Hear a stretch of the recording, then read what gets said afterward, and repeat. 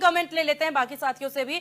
शोएब सिद्दीकी जी, यहाँ पर बात, हालांकि देखिए जिस तरीके से अल्पसंख्यकों के साथ बांग्लादेश में स्थितियां उत्पन्न हो रही है, जिस तरह की बर्बरता देखने को मिल रही है, इस पर अब आप क्या कहना चाहेंगे?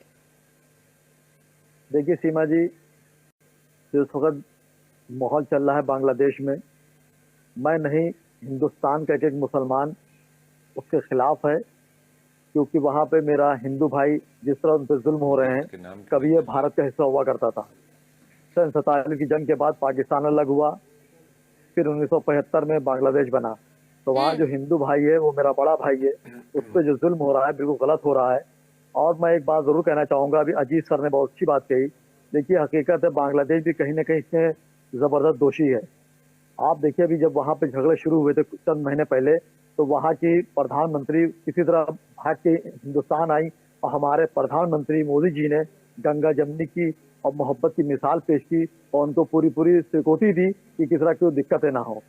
और उस बीच में मेरा हिंदुस्तान का 80 करोड़ हिंदू भाई ऑब्जेक्शन नहीं किया, बहुत अच्छी बात थी। अब आप देखिए वहां पे जो प्रधानमंत्री जो काम कोई कर रहे शरण हैं, लेने आएगा हमारे पास, ये भारत की नीति रही है। कोई शरण लेने आया, कोई आपराधिक मामला उन पर दर्ज नहीं है, किसी तरह का कोई ऐसा अपराध नहीं है, शरण लेने के लिए आए तो क्या चाहते हैं आप, उनको भगा दिया जाए? जब बात रिश्तों की हो रही है दो देश के।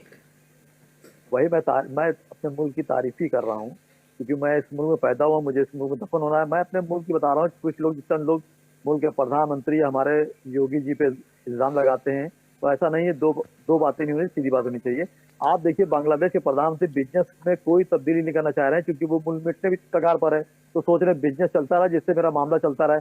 मेरी हमें प्रधानमंत्री से गुजारिश रहेगी, देखिए इसमें जो पार्टियां जो आप देख रही बिल्कुल सही है, वो इक़्तिदार में आने के लिए सियासी रोटी सेकती हैं, चाहे वो किसी भी पार्टी हो या कोई भी समुदाय हो। प्रधानमंत्री को इस वक्त तक एक्शन लेना चाहिए और बांग्लादेश के प्रधानमंत्री से डायरेक्टली बात करनी चाहिए कि जो मामले हो रहे हैं फौरी तौर से रोके जाएं, वरना मैं इस पर कड़ा एक्शन ले सकता हूं। और हमारी जो रीजनल पार्टियां हैं या नेशनल पार्टियां हैं, इनके बड़े बड़े जो लीडरान हैं, और खासकर मैं मुस्लिम समुदाय के धर्म गुरुओं से कहूंगा, चाहे वो लोकल लेवल पर हो चाहे नेशनल लेवल पर हो, वो मंदिर आम पर आए और बांग्ला।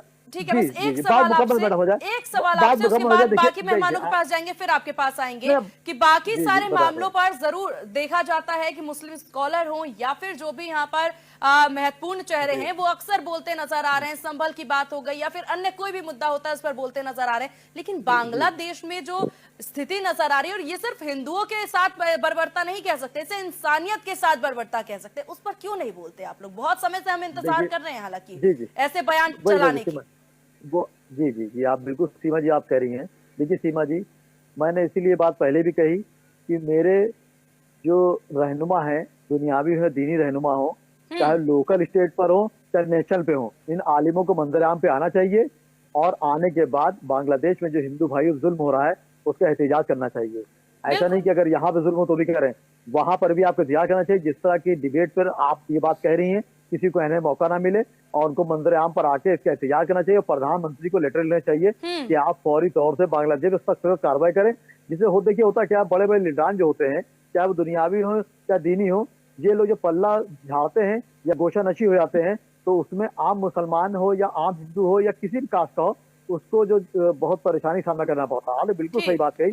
इन लोगों को मंत्रियाम पे आना चाहिए और एहतियात करना चाहिए कि वहां जुल्म हो रहा, गलत हो रहा है, और मैं उसके खिलाफ। आचार्य लोकेश जी सीमा जी बताइए।